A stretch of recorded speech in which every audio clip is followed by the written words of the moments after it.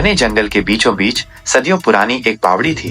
बावड़ी का पानी हमेशा शांत और गहरा नीला रहता था, लेकिन आज पूर्णिमा की रात में बावड़ी का पानी अचानक लाल रंग में बदल गया था। किनारे पर एक बूढ़ी औरत चीख उठी, यह अपशकुन है, अग्निगर्भ जाग उठा है। उसकी आवाज जंगल की खामोशी को चीर गई। क्या था यह अग्निगर्भ, और इस बावड़ी के पानी का लाल होना किस भयानक घटना का संकेत था? गांव के लोग डर के मारे बावड़ी के पास इकट्ठा हो गए। किसी को कुछ समझ नहीं आ रहा था। गांव का सबसे बुजुर्ग व्यक्ति पंडित रामदयाल आगे आए। उन्होंने बताया कि यह बावड़ी कभी राजा सूर्यवर्मन के खजाने को छुपाने के लिए बनवाई गई थी।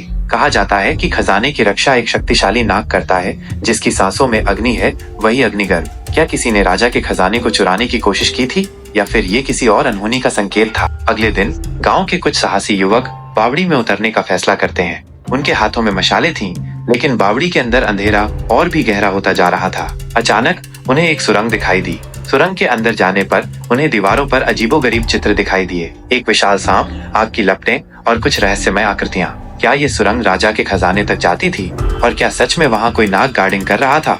सुरंग और गहरी होती गई। अचानक उन्हें एक कक्ष दिखाई दिया। कक्ष के बीच में एक पत्थर का सिंहासन था और उस पर एक कंकाल बैठा हुआ था। कंकाल के हाथ में एक प्राचीन तलवार थी, जिस पर कुछ रहस्यमय मंत्र खुदे हुए थे। क्या यह राजा सूर्यवर्मन का कंकाल था, और इस तलवार का रहस्य क्या था? तभी उन्हें एक फुफकार सुनाई दी। अंधेरे से दो चमकती हुई आंखें उनकी ओर घूर रही थीं।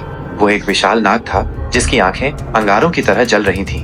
अग्निगर्भ जाग चुका था। युवक डर के मारे पीछे हटने लगे, लेकिन नाग ने उन पर हमला कर दिया। कमरों में भगदड़ मच गई। क्या युवक उस नाग से बच पाएंगे, और क्या उन्हें राजा का खजाना मिल पाएगा?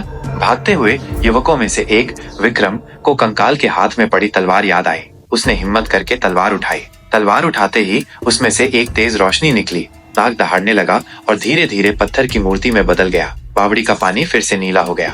पंडित रामदयाल ने बताया कि यह तलवार राजा सूर्यवर्मन की थी, और इसमें इतनी शक्ति थी कि वह अग्निगर्भ को शांत कर सकती थी। राजा ने खुद ही अपनी मृत्यु के बाद नाग को खजाने की रक्षा के लिए स्थापित किया था, और ये तलवार उसे नियंत्रित करने का एकमात्र तरीका थी। लेकिन कहानी यहीं खत्म नहीं होती। जब विक्रम तलवार लेकर गांव वापस आ रहा था, तो उसने तलवार पर खुदे मंत्रों को ध्यान से पढ़ा। उन मंत्रों में एक और रहस्य छुपा हुआ था। राजा सूर्यवर्मन ने खजाने के साथ साथ एक और शक्तिशाली वस्तु भी छुपाई थी, जो इस तलवार से ही प्राप्त की जा सकती थी। अब विक्रम के सामने एक नया प्रश्न था।